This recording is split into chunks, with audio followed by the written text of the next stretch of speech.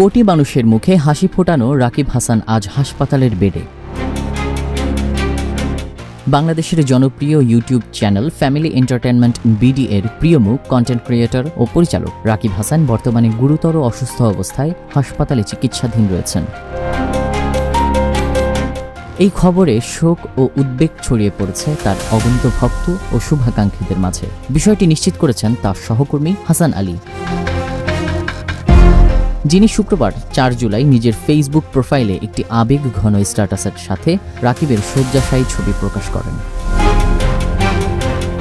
ছবিতে দেখা যায় ক্যানোলা করা হাতে স্যালাইন চলছে।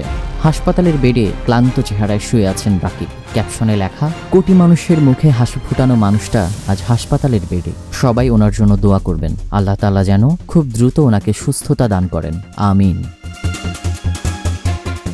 2018 সালে ফ্যামিলি এন্টারটেইনমেন্ট বিডি নামে ইউটিউব চ্যানেল দিয়ে যাত্রা শুরু করেছিলেন রাকিব হাসান। জীবনের নিত্যদিনের ছোট ছোট ঘটনা, সাধারণ মানুষের হাস্যরস আর সমাজের সরলতা জটিলতা তিনি যেভাবে ভিডিও করে কন্টেন্টে ফুটিয়ে তুলতেন তা অল্প সময়েই লাখো মানুষের ভালোবাসা কুড়ায়।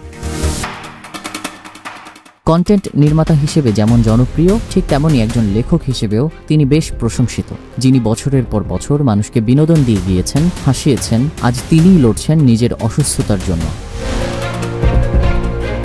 আমরা সবাই দোয়া করি মহান আল্লাহ তাআলা যেন তাকে দ্রুত আরোগ্য দান করেন, তিনি আবার ফিরে আসেন আমাদের মাঝে হাসি মুখে নতুন গল্প নিয়ে। News desk, news flash 71।